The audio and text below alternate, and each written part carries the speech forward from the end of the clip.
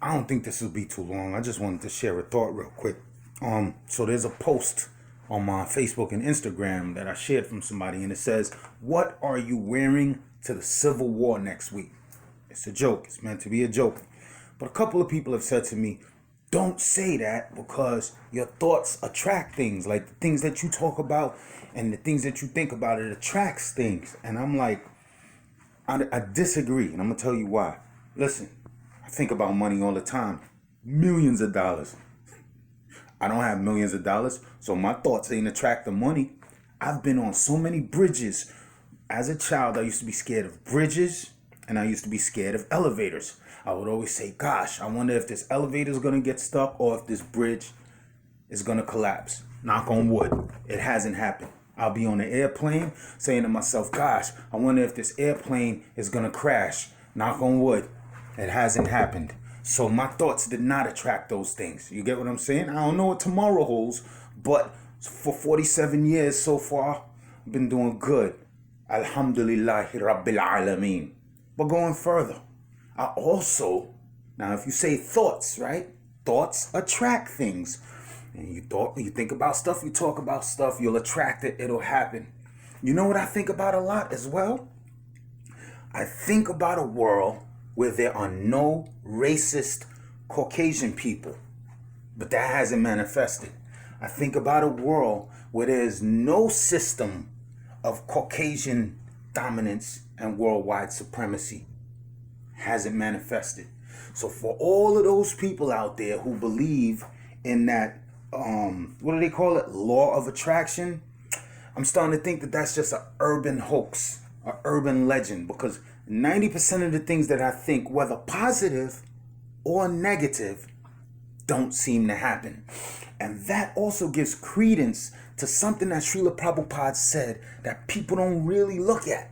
Srila Prabhupada said before, the conditions of your current life are pretty much set. Not all the way where he said it's set in stone, but he said it's still set.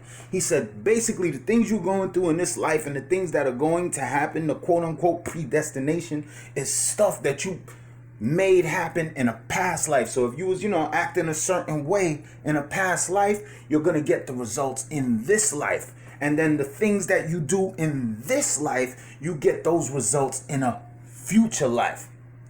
But he did also say that your karma can be altered or destroyed. So that's the one good thing about karma. You could change your karma. If you got bad karma coming, you could change that. And if you got something good coming to you, you could also change that too. That's the unfortunate thing about karma and the fortunate thing about karma. But listen, the law of attraction, nah, it don't work like that. It don't work like that because, again, people think wild, crazy stuff all day long and it doesn't happen. The conditions of your past life, whatever you did in your past life, you're living it now. And whatever you're going to get in your future life, it's the things that you're doing now is going to prepare you for your future life.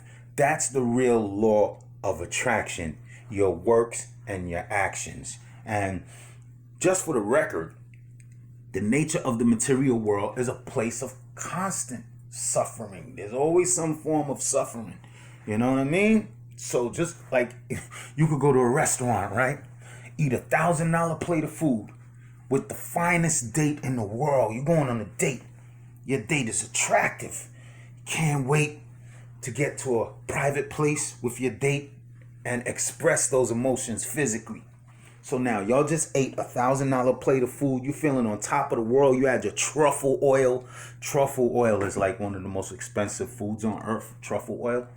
Ironically, they got to use dogs and pigs to find truffles. But anyway, right?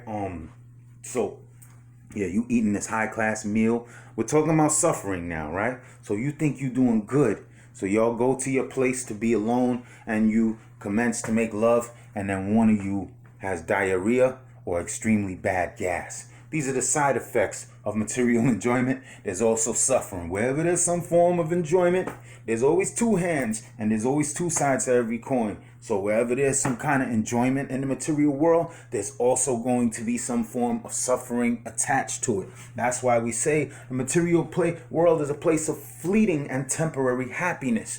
But again, when you go into the spiritual standard from which everybody's soul is created, we are all composed of Sat, Chit, Ananda. And that word Ananda is what I would like to focus on. Ananda means bliss.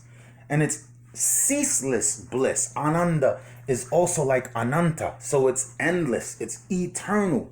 So whatever bliss you feeling in your spiritual form, that's an eternal bliss. You're not in your spiritual form. You're in a covered form right now. So you are covered with darkness. You are covered with material energy, which is dark by nature. And as such, there will be suffering as soon as you contact this cold, dark, inert, external, inferior energy of Krishna.